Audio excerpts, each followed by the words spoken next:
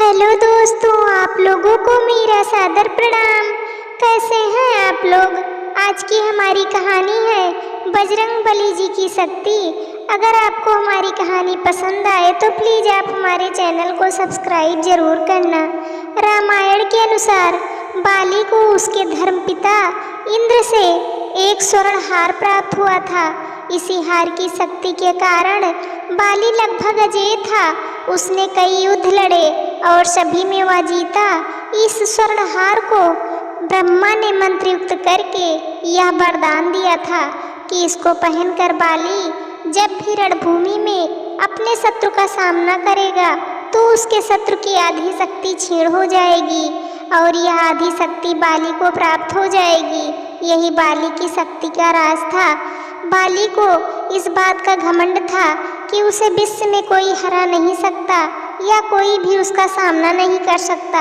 एक दिन की बात है, राम भक्त हनुमान वन में तपस्या कर रहे थे। उस दौरान अपनी ताकत के नशे में चूर बाली लोगों को धमकाता हुआ वन में पहुंचा और चिल्लाने लगा कि कौन है जो मुझे हरा सकता है? किसी ने माँ का दूध पिया है जो मुझसे मुकाबला करे? हनुमान जी उसी वन में राम नाम जप से तपस्या कर रहे थे। बाली के चिल्लाने से उनकी तपस्या में विघ्न हो रहा था। उन्होंने बाली से कहा, वानर राज, आप अति बलशाली हैं, आपको कोई नहीं हरा सकता, लेकिन आप इस तरह चिल्ला क्यों रहे हैं? यह सुनकर बाली भड़क गया। उसने हनुमान जी को चुनौती दी और यहाँ तक कहा कि रे वानर, तू जिसकी भक्ति करता है मैं उसे भी हरा सकता हूँ। राम का मजाक उड़ता देख हनुमान जी को क्रोध आ गया और उन्होंने बाली की चुनौती स्वीकार कर ली। तय हुआ कि अगले दिन सूर्योदय होते ही दोनों के बीच दंगल होगा।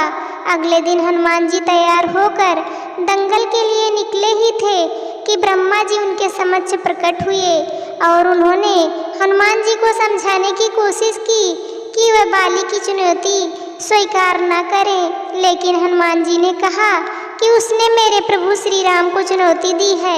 ऐसे में अब यदि मैं उसकी चुनौती को अस्वीकार कर दूंगा तो दुनिया क्या समझेगी? इसलिए उसे तो सबक सिखाना ही होगा।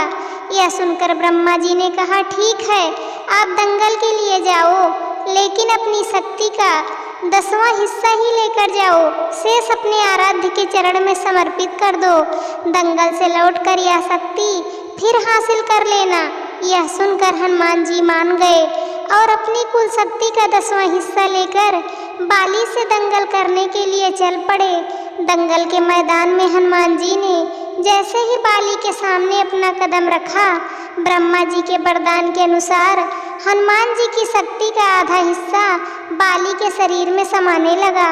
इससे बाली के शरीर में उसे अपार शक्ति का एहसास होने लगा। उसे लगा जैसे ताकत का कोई समंदर शरीर में हिलोरे ले रहा हो। चंद पलों के बाद बाली को लगने लगा मानो उसके शरीर की नसें फटने वाली हो और रक्त बाहर निकलने ही वाला हो। तभी अचानक ही वहाँ ब्रह्मा जी प्रकट हुए और उन्होंने बाली से कहा कि खुद को जिंदा रखना चाहते हो तो तुरंत ही हनुमान से कोसों दूर भाग जाओ, अन्यथा तुम्हारा शरीर फट जाएगा। बाली को कुछ समझ में नहीं आया, लेकिन वह ब्रह्मा जी को यूं प्रकट देखकर समझ गया कि कुछ गड़बड़ है और वह वहाँ से तुरंत ही भाग खड़ा हुआ। बहुत दूर जाने के बाद उसे राहत मिली, शरीर में हल्कापन लगने लगा। तब उसने देखा कि ब्रह्मा जी उसके समक्ष खड़े हैं। तब ब्रह्मा जी ने कहा कि तुम खुद को दुनिया में सबसे शक्तिशाली समझते हो, लेकिन तुम्हारा शरीर हनुमान की शक्ति का छोटा सा हिस्सा भी नहीं संभाल पा रहा है। तुम्हें मैं बताना चाहता हूँ कि हनुमान अपनी शक्ति का 10वां भाग ही लेकर तुमसे लड़ने आए थे। सोचो, यदि संपूर्ण भाग लेकर आते तो क्या होता? बाली यह जानकर समझ गया कि मैंने बहुत बड़ी भूल की थी।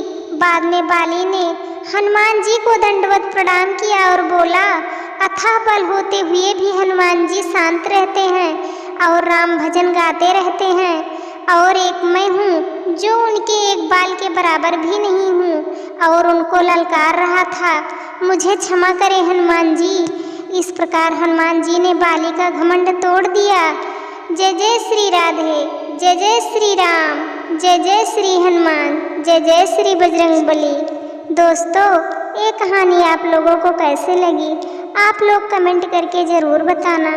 वीडियो को लाइक करना, शेयर करना। वीडियो को अंत तक देखने के लिए आप लोगों का तहे दिल से धन्यवाद।